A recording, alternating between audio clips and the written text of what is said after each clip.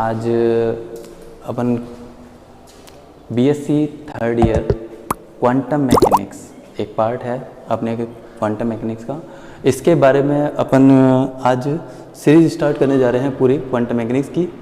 और इस quantum mechanics में आज अपना इंट्रोडक्टरी पार्ट है और इस पार्ट के अंतर्गत अपन देखेंगे कि क्वांटम मैकेनिक्स का ओरिजिन कहाँ से हुआ, ये कहाँ से आई और किस तरह से आगे डेवलपमेंट इसका हुआ।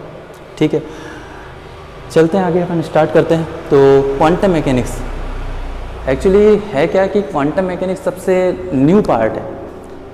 आज के एरा में देखा जाए तो ये न्यू पार्ट है, क्योंकि ये ज़्यादा पुरानी नहीं है। लगभग साइंस की दुनिया में 50-100 साल ज़्यादा मतलब कम माने जाते हैं, लेकिन इसमें कहते हैं कि लगभग 1900 से के बाद की ही जो फिज़िक्स है वो क्वांटम मैकेनिक्स के अंतर्गत अपनी आती है।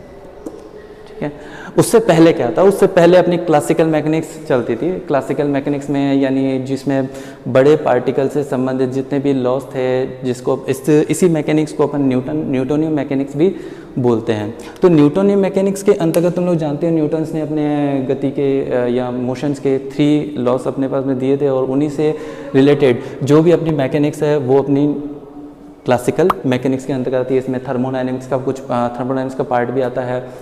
इसमें भी अपन मैक्रोस्कोपिक लेवल पे बात करते हैं, और जहाँ पर भी मैक्रोस्कोपिक लेवल की बात होती है वहाँ पे अपनी क्लासिकल चलती है। तो क्लासिकल में क्लासिकल से लेकिन फिर अपने क्वांटम कैसे आई, ओरिजिन कैसे हुआ इसका, इसके बारे में बात करते हैं। हुआ क्या था कि 1899 के आसपास अपने एक एक्सपेरिमेंट हुआ था जिसको अपन बोलते हैं ब्लैक बॉडी रेडिएशंस। ठीक है, ब्लैक बॉडी रेडिएशंस, कृष्णिका विकिरण। तो ब्लैक बॉडी रेडिएशंस जानने से पहले अपन ये देखते हैं कि आखिर ब्लैक बॉडी है क्या। ब्लैक बॉडी क्या चीज़ होती है? नाम में है ब्लैक और बॉडी मीन्स बॉडी, लेकिन ब्लैक बॉडी वास्तव में क्या है कि एक कैविटी है। कैविटी एक अपन ये मान सकते हैं कि खोखला पिंड है, जिसमें कि इंटरनल साइड्स के अंदर ब्लैकिश किया हुआ, इंटरनल साइड्स में ब्लैकिश किया हुआ हो और साइड में एक अपना क्या हो, एक होल किया हुआ हो। अब यहाँ पे अपन क्या कहते हैं कि इसकी खास बात क्या है, इसमें ये होता है कि जो ब्लैक बॉडी है इसके अंदर जितनी भी अपन रेडिएशंस अगर मान लो इंसिडेंट कराएंगे वो 100% पूरी की पूरी क्या कर लेगा, एब्जॉर्ब कर लेगा। ठीक है, तो मीन्स अपन कह सकते हैं कि उसके लिए एब्जॉर्प्शन कोफिशिएंट 1 होना चाहिए। तो ऐसी ब्लैक बॉडी को अपन बोल देते हैं ideal black body. Ideal black body, तो आइडियल ब्लैक बॉडी इसके लिए एब्जॉर्प्शन कोफिशिएंट की वैल्यूज 1 होगी। लेकिन एब्जॉर्प्शन कोफिशिएंट के बारे में आप पढ़ चुके हो, जानते हो आप लोग कि जब भी किसी मीडियम के ऊपर कोई लाइट इंसिडेंट होती है तो लाइट इंसिडेंट होने के केस में तीन कंडीशंस बन सकती हैं। कौन कौन सी? मीडियम से एक तो आपके रिफ्लेक्शन हो सकता है, सेम मीडियम में जा सकती है, वापस रिफ्लेक्ट होकर के एक कुछ पार्ट उसका एब्जॉर्ब हो जाए और कुछ ट्रांसमिट होकर के बाहर निकल जाए। लेकिन यहाँ पे अपन कहते हैं कि टोटल तीनों का अगर अपन बात करें तो टोटल तीनों का कोफिशिएंट उसके कितना होता है, 1 होता है।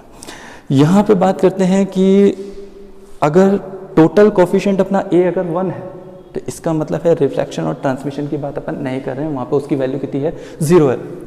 तो यहाँ से अपन कह देते हैं कि उनकी कंडीशन की बात नहीं करते, यहाँ पे अपन एब्जॉर्प्शन कोफिशिएंट को अपन 1 बता देते हैं। तो ब्लैक बॉडी अपनी इस तरह की एक मटेरियल होता है, इस तरह की एक बॉडी होती है। तो इसमें हुआ क्या था, 1899 में 2 साइंटिस्ट थे अपने, ल्यूमर एंड प्रिंगशाइन, या फिर और साथ में इनके कोवर्कर्स भी थे। इन्होंने क्या किया कि कुछ ब्लैक बॉडी से रिलेटेड एक्सपेरिमेंट किया, और वो एक्सपेरिमेंट जो था उसमें स्पेक्ट्रल एनर्जी, एमिसिव पावर और वेवलेंथ, या फिर अपन ये कह सकते हैं स्पेक्ट्रल एनर्जी पावर या स्पेक्ट्रल एनर्जी डेंसिटी, और साथ में फ्रीक्वेंसी के बीच में एक कर्व प्राप्त किए डिफरेंट टेम्परेचर्स पे। अभी अपन इस कर्व के बारे में बात नहीं कर रहे हैं क्योंकि आज अपना इंट्रोडक्शन पार्ट चल रहा है। ठीक है, तो इंट्रोडक्शन में अपन उसकी बात नहीं करें, सिर्फ ये बता रहे हैं कि उन्होंने क्या करा कि अपने कर्व प्राप्त किए जो कि अपनी 0 से लेकर के इनफाइनाइट तक वेवलेंथ के लिए थे, स्पेक्ट्रल एनर्जी डेंसिटी के साथ में कर्व। तो वो कर्व जो था, अब ये कर्व प्राप्त किए, इनसे रिलेटेड कई सारे एक्सपेरिमेंटल कुछ पॉइंट्स थे, उन पॉइंट्स के बारे में भी जाना।